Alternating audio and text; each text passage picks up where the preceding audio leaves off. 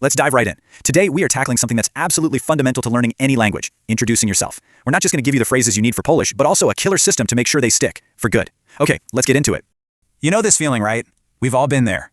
You practice on your phone, you get all the answers right, and you feel confident. But then, face-to-face with an actual person, poof, your mind just goes completely blank. This quote just nails that feeling. It's that huge gap between knowing something in theory and actually using it. So yeah, what is the secret? How do we cross that bridge from just recognizing words on a screen to speaking them out loud with confidence? Well, that's exactly what we're going to break down right here. It's all about having the right tools and, just as important, the right strategy. So here's our game plan for today. First, we're going to talk about that Warsaw Freeze. Then we'll get into the #1 cultural rule you have to know for Polish introductions. After that, we'll give you the exact phrases, a super powerful system to remember them, and finally, a dead simple action plan to get you started. Okay, first things first. Let's just acknowledge this feeling. If you've ever had your brain freeze up when you tried to speak a new language, you are not alone, I promise. It's a totally normal, universal part of the journey. See, recognizing a word is one skill, but actually pulling it out of your brain and saying it in a real conversation, that's a completely different muscle. But here's the great news. That gap, it's not some impossible canyon. It's more like a bridge, and we're going to build that bridge together step by step.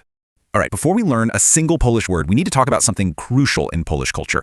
Seriously, this is the key that unlocks everything and helps you make a great first impression. And this is it. This is the big one. In Polish, you can't just use the same words for everybody like we often do in English.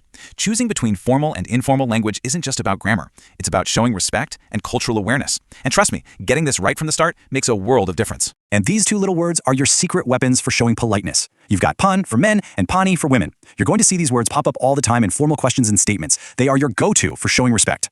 Okay, with that cultural background in place, it's time to actually build our toolkit of phrases. We're going to look at the exact questions and answers you need for both informal and formal situations, right next to each other so you can really see the difference.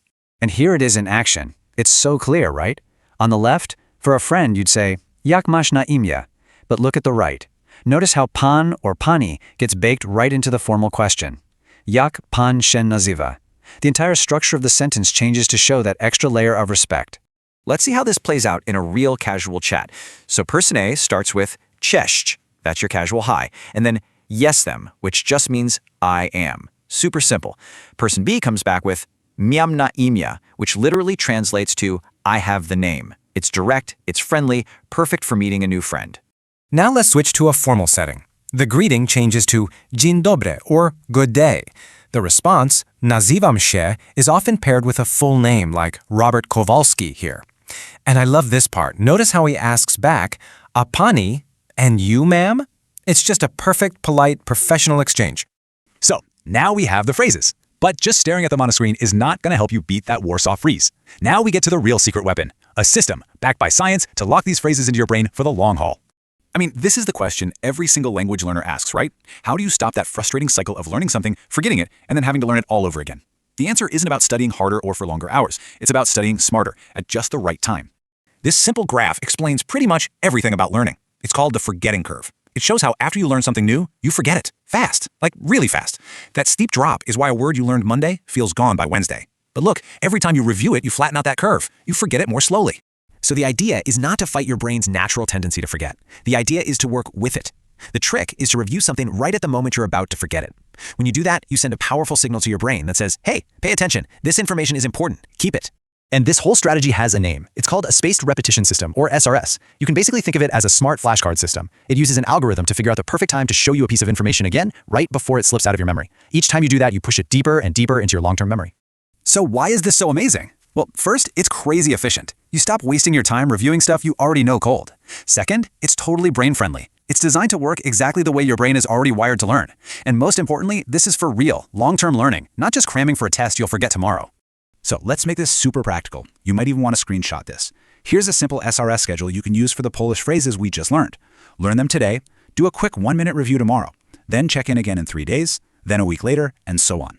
Every single review makes that memory stronger and more automatic. Okay, we've talked about the problem, the culture, the phrases, and the system for making them stick. Now let's pull it all together into one simple, powerful action plan.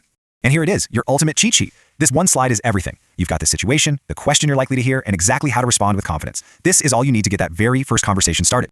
And really, that's what this is all about. You are now equipped for the most important conversation of all, the first one. You have the words, you get the culture, and you have a plan to make it all stick. That barrier to entry, it's gone.